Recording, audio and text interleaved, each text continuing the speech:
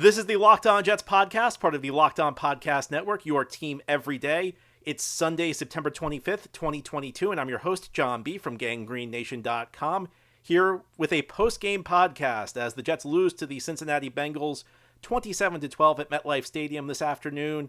They fall to 1-2 on the 2022 season. This is a game I do not think the box score does justice to, because if you look at the box score of this game, you're going to see that the Jets lost by 2 scores. You may think it was a competitive game. You may look at the numbers, Joe Flacco throwing for 275 yards. You may think, oh, the Jets were in this thing. It never felt to me like the Jets were in this game. 2 weeks ago, the Jets lost their first game of the season to the Baltimore Ravens. And after that one, I commented on how even though on paper, it looked like the Jets were kind of dominated, it felt like they were in the game. And that game came down to a couple of plays that went against the Jets. This game's the complete opposite. It felt like the Jets were dominated from the outset. On Friday's preview show, I commented on how important I thought the early part of the game would be because the Bengals were coming into this game really struggling. 0-2, in 2 games that on paper they should have won. They should have beaten the Steelers with Mitchell Trubisky. They should have beaten the Cowboys with Cooper Rush. So it was a question of how this game was going to start for them, especially on the offensive side of the ball. Because if the Jets went out and got a stop early and got an early lead in this game, maybe some doubt starts to creep into the Bengals' mind. The crowd's into the game. Maybe the Jets can run away with it. On the other hand, if the Bengals go right down the field, they get the ball off the opening kickoff, go right down the field and score, it's probably going to be a sense of relief. For the first time all year, they're going to be able to play from ahead. They'll be able to think, okay, maybe we figured this thing out. Well, unfortunately for the Jets, the Bengals got the ball and went right down the field on 11 plays, went right down for a touchdown. Awful defense by the Jets. Right from the outset, the Jets were completely dominated in the trenches in this game, and especially on third downs, a lot of key plays. Jets had a number of opportunities to get off the field on third down, and they just could not do it. And eventually, Joe Burrow kind of evaded pressure. One of the few times the Jets got pressure to him on the first series. It really did not matter what the Jets did. Jets played zone, Jets played man, Jets rushed 4, Jets blitzed on that first series. They just got manhandled up front. And life was kind of made easy for Joe Burrow, and the Bengals were off. They took an early 7-0 lead, and it was a lead they would never relinquish. Jets got the ball back on their first drive. They were moving, and on a key play, Joe Flacco underthrows Breece Hall. It's one of those plays where, there's blame to go around because Breece Hall could have caught it. It was technically a drop. It was a ball Breece Hall could have caught. It was also not a particularly great throw by Flacco. He underthrew him. Hall was open. It's one of those situations you just want your quarterback to loft the ball in the air and let the receiver run under it. Flacco forced Hall to turn. Now, again, still a ball Hall could have caught, though. But it forced the Jets to settle for a field goal. And then things started to get away from the Jets. The Bengals got the ball back. They're up 7-3. And the Jets get off the field. Jets actually get a defensive stop. And then John Franklin Myers makes just an inexplicable decision. He hits Joe Burrow late to extend the drive after the Jets get a defensive stop on a third down play. So it's a roughing the passer penalty. 15-yard penalty. Bengals drive extended. Then on another third down, Burrow hits Tyler Boyd over the middle. Boyd beats Michael Carter II. That's not the bad play. A slot corner can lose on a third down play. But Jordan Whitehead goes in and tries to make this big hit instead of making the short tackle and completely whiffs on the tackle. Kind of takes Carter out of the play, and Boyd scampers off to the end zone. 14-3. And really, that's kind of it. I mean, the Jets did get another field goal to make it 14-6. Then Joe Flacco throws an interception. The Bengals convert that into a field goal. They get another one before the half. At halftime, the score is 20-9. But it really feels like more than that. It feels like more than an 11-point game at halftime. The Jets come out in the second half, and this was really the point where it felt like, to me, the game ended. Joe Flacco takes a sack, is stripped. George Fant gets beaten. It was the second sack Fant allowed on the day. The Bengals recovered the fumble. They scored a touchdown a few plays later to make the score 27-9.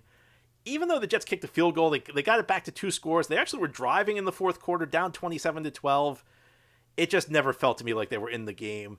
And the drive eventually ended. The Jets were stopped on a fourth down play as Connor McDermott, who was in for Fant, was beaten easily for a sack. Corey Davis took a bad penalty on that drive to put the Jets behind the sticks. And from that point on, the Bengals got the ball back with 10 minutes to go, and they essentially ran a 13-play drive and 11 of the plays were runs. So the Jets allowed them to essentially run 8 minutes off the clock, even though it ended in a missed field goal, which essentially ended the game because it was a 15-point game with 10 minutes left, and the Bengals went on this time-consuming 8-play drive where they just kept giving the ball to Samaje Perine, and they kept moving the chains. Just a horrific loss for the New York Jets.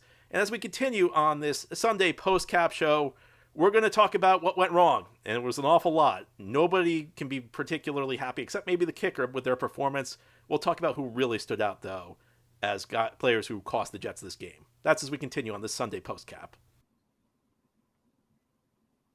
The Jets did not come out with a lot of energy in this game. It was a pretty lifeless performance. We can't do much for them, but if you want more energy to counter the negative physical effects of aging, I want to tell you about Nugenix Total T Testosterone Booster with Testofen.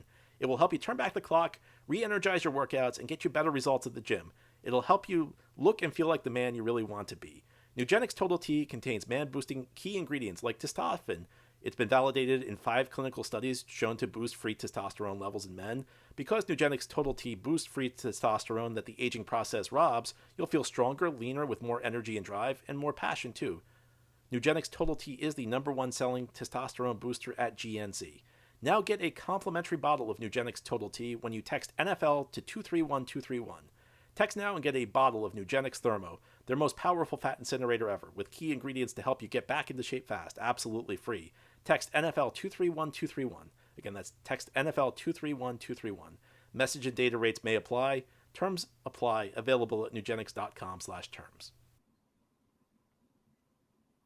Well, if you're a daily fantasy player, you may be actually kind of pleased with the way the Jets performed because of all the garbage time Joe Flacco threw for more than 270 yards. And if you are a daily fantasy player, I want to tell you about PrizePicks. Here's how it works. You pick 2 to 5 players.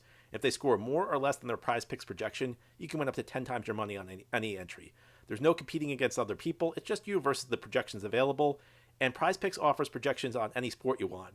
So if you're kind of bummed about the Jets losing and you don't want to watch any more NFL today, you can turn to baseball.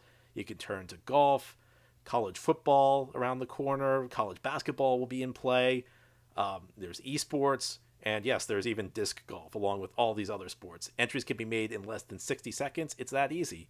It has safe and fast withdrawals, and it's currently operational in over 30 states and Canada. Just download the PrizePicks app or go to prizepicks.com to sign up and play daily fantasy sports. First-time users can receive a 100% instant deposit match up to $100 with promo code LOCKEDON. So if you deposit $50, PrizePicks gives you $50. If you deposit $100, PrizePicks gives you $100. Don't forget to enter promo code LOCKEDON at sign up for an instant deposit match of up to $100. This is the Locked On Jets, a postcast after the Jets lose to the Bengals today at MetLife Stadium, 27-12. An ugly performance, a performance where the Jets did nothing to build on the good feelings of last week's miracle victory, and they fall to 1-2 on the season. Greg Zuerlein was 4 for 4 on field goals. He provided the Jets with their only points of the game. There are a couple of guys on both sides of the ball who maybe could be happy with their performance, but overall, it was an ugly performance on both the offense and defense. You know, the offense is at least somewhat explainable because Joe Flacco is Joe Flacco at this point. The Jets kind of lucked into a situation last week where he got hot the last 2 minutes. Prior to that point, he'd been kind of shaky in the game. He'd been very up and down. Baltimore, week 1, it was an ugly performance, but we know Joe Flacco's limited at this stage of his career. I mean, this game for Joe Flacco was essentially divided into 2 parts. The first half, where once again, he just did not want to throw into tight windows. And unfortunately for the Jets, they lost Garrett Wilson for a portion of the first half. And once Garrett Wilson leaves, you're not going to get any open windows down the field. So Flacco was just checking the ball down in the first half. Then in the second half, when he knew they had to make plays, I mean, he was just kind of throwing the ball up for grabs. And that's where Flacco was at this point. But Flacco wasn't the only problem on offense. The tackles were an issue, especially George Fant. And I think it's clear George Fant was playing hurt. He got beaten for a couple of sacks against Cincinnati edge rushers. He committed a penalty. He actually left the game after Hendrickson beat him for a strip sack. I don't think that's the reason I don't think that's the number one reason George Fant's struggling, though. I just think George Fant is regressing. And then once Connor McDermott goes in there, I mean, Connor McDermott can't block anybody. Injured Fant is better than Connor McDermott. It was ugly. And McDermott really is a player you just can't leave one-on-one at the tackle position with any decent edge rusher. And beyond that, I think I did not really zero in on any specific lineman, but the Jets' offensive linemen were just not good in this game. I mean, they were having issues blocking. They were having issues generating a push. The run game struggled, aside from maybe one big Breece Hall run. I think Hall and Michael Carter both had issues getting anything going. Flacco was under constant duress, which is not a recipe for success. And even at the receiver position, I mean, you had some issues. You had Elijah Moore on some key downs not getting open. Corey Davis, as I mentioned, committed a key penalty. Wilson did not look like himself in the second half after he left the game at the end of the first half with an injury. We'll see what the injury report is on him. But you can at least understand why the offense is struggling, and you can begin with the fact that they're now down 3 tackles with Fant leaving, because he already lost Mekhi Becton and Dwayne Brown. So now you're playing a guy who's really your 5th string tackle in Connor McDermott at the left tackle position. I don't think there are many teams that are built to lose 3 tackles, and there are not many teams built to lose their starting quarterback. Now, yeah, Joe Flacco is not an inspiring option, and the Jets could have done better this offseason, but I can at least explain why the offense is bad. The defense has no such excuses, and it happened from the very beginning. The Jets allowed a couple quick touchdowns that put them behind. And beyond that, they had that awful drive when, I never felt like the Jets were in striking distance, but they still were down 2 scores with 10 minutes left. And they knew the Bengals were going to run the ball. The Bengals ran the ball right at them and took 8 minutes off the clock. There was nothing redeeming about this performance on defense. They got pushed around. They were not generating pressure at all. And then when the game was still kind of up in the air, they allowed the Bengals to just have a physical drive where they ran the ball at will. And it's really difficult to say, what the fix is. The defensive line is supposed to be the strength. Now, the corners got beaten a couple times, but I don't think this was an awful game for the corners. You were expecting the Bengals have very talented receivers. You were expecting Jamar Chase and T. Higgins to beat them at points. But the Jets, again, had another, on that touchdown where they went up 3 scores in the second half, they had a coverage bust in the red zone once again.